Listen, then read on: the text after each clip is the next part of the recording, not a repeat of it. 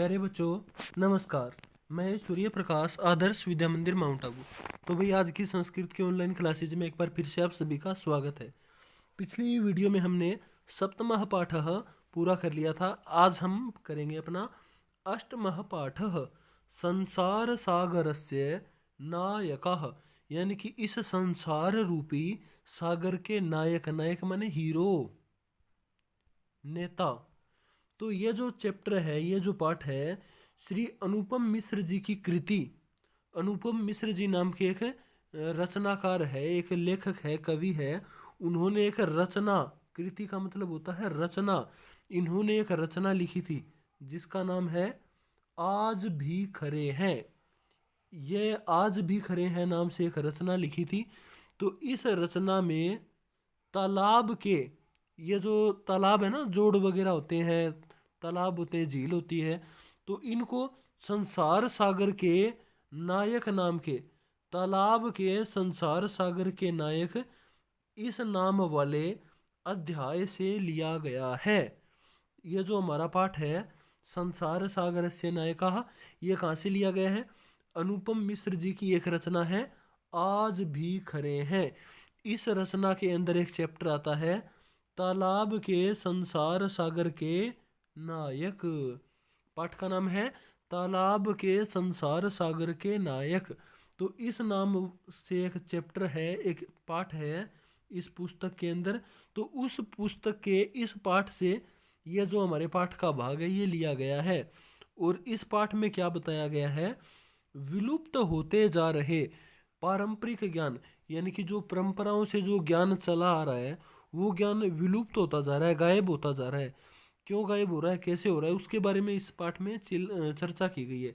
जैसे कौशल और शिल्प के धनी गजधर के संबंध में चर्चा की गई है। इस चैप्टर में कौशल यानी कि कला, और शिल्प का मतलब भी यही होता है कला। जैसे कोई दरवाजे वगैरह बनाता है वो भी एक कला होती है, शिल्प होती है। और कोई मिट्टी की मूर्तियां बनाता है वो भी एक शिल्प होती है, कला होती है। तो उन सभी गजदर नाम का कोई समुदाय है, तो उसके बारे में इस चैप्टर में चर्चा की गई है। जैसे पानी के लिए मानव निर्मित तालाब, बावड़ी जैसे निर्माणों को लेखक ने यहाँ संसार सागर के रूप में चित्रित किया है। लेखक ने यहाँ पे संसार सागर के नायक किसको बोला है? ये जो जोड़ है, तालाब है, बावड़ी, तो इस जैसे चीज़ों का जो निर्माण करने वाले हैं ना, उनके बारे में लेखक ने यहाँ पे संसार सागर के नायक कहा है। तो भाई अभी हम ये चैप्टर शुरू करते हैं। तो शुरू कर लेते हैं सबसे पहले। ते के आसन, ते माने वे, के माने कौन, आसन माने थे। कौन थे वे लोग?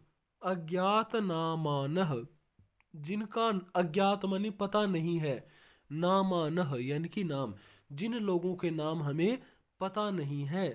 सतसह सहस्र सहस्र सह तडागः सहसा एव, सहसैव का मतलब सहसा एव, न्यून्यात शून्यात न प्रकटीभूतः। सत से माने सैकड़ों, सहस्र से माने हजारों, तडागः यानी कि तालाब, सहसैव अचानक ही, शून्यात न प्रकटीभूतः अचानक ही ऐसे शून्य से प्रकट नहीं हुए। यानी कि इन तालाबों, ये जो सैकड़ों हजारों तालाब हमारे आसपास है, जो जोड़ वगैरह है, ये अचानक ही ऐसे प्रकट नहीं हुए, इनको भी किसी न किसी व्यक्ति ने बनाया है।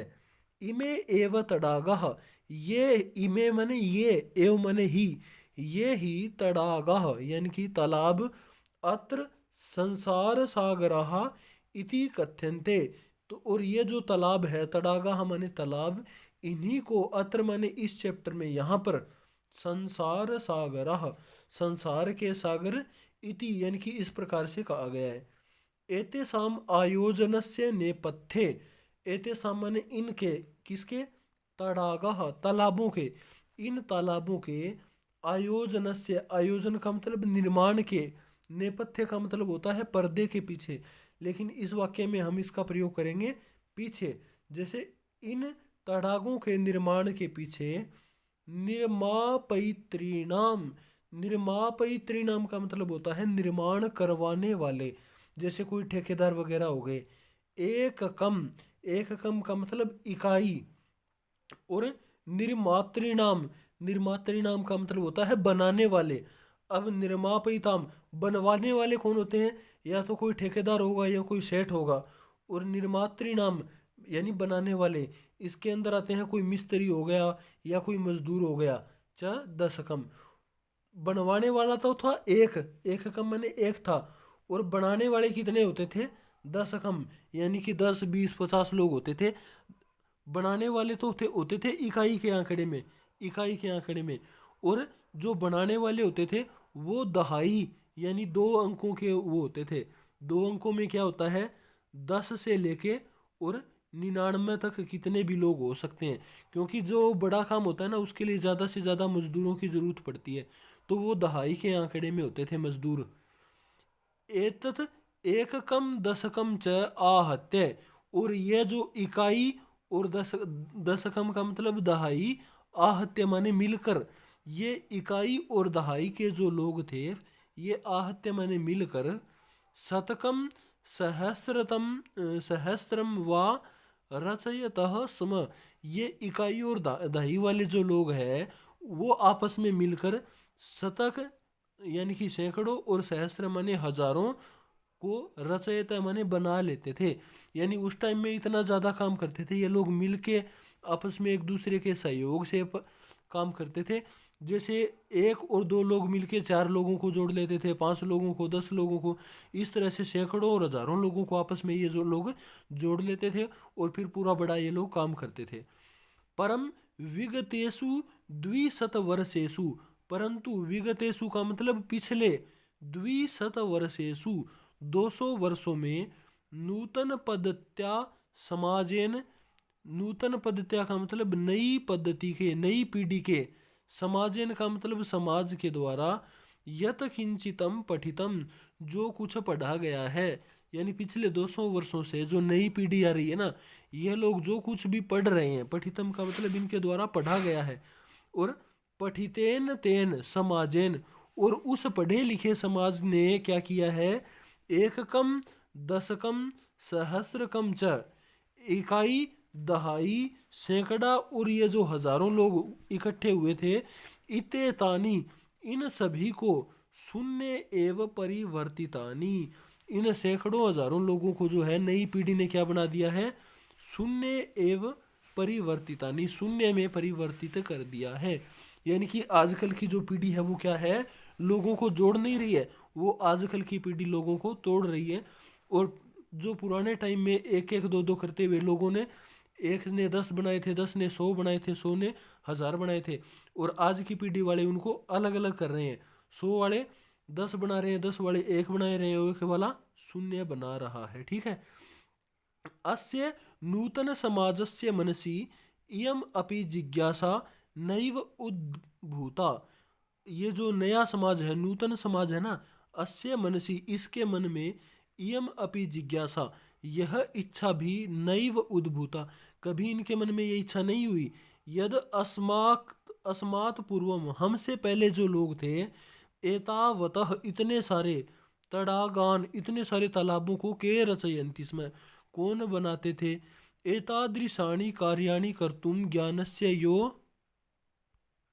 नूतन प्रवृत्ति विकसितः, तेन प्रविधिना पूर्वं संपादितम एतम कार्यम मापयितुम केनापि न प्रयतितम। तो भाई एतादृशानि, इतने सारे जो कार्य हो रहे थे, बहुत सारे तालाब वगैरह बन रहे थे, तो इन कार्यों को करने के लिए जो ज्ञान से, जो ज्ञान होता था, उस ज्ञान को नूतन प्रविधि, नई नई विधियों से, तेन प्रविधिना अपि, उससे भी पुरानी विधियों से, संपादितम माने पूरा किया गया था, एतत् कार्यम मापयितुम केनापि न प्रयतितम, इस सभी विधियों को, मापयितुम का मतलब मापने का, केनापि किसी ने भी, न प्रयतितम किसी ने भी मतलब प्रयास नहीं किया। यानी हमसे पहले जो पुरानी पीढ़ियां थी, तो उन लोगों ने अलग अलग अपने ज्ञान से किस प्रकार से तालाब बनाए थे, किस प्रकार से अलग अलग कार्य किए थे, तो उन सभी कार्यों को सोचने के लिए, मापने की भी किसी व्यक्ति ने प्रयत्न नहीं किया, किसी व्यक्ति ने उनको मापने की कोशिश नहीं की। तो भाई आज हम इतना ही पढ़ेंगे, बाकी ये जो चैप्टर है वो हम अगली वीडियो में पढ़ेंगे। तो ठीक है भाई बच्चों, तब तक के लिए धन्यवाद।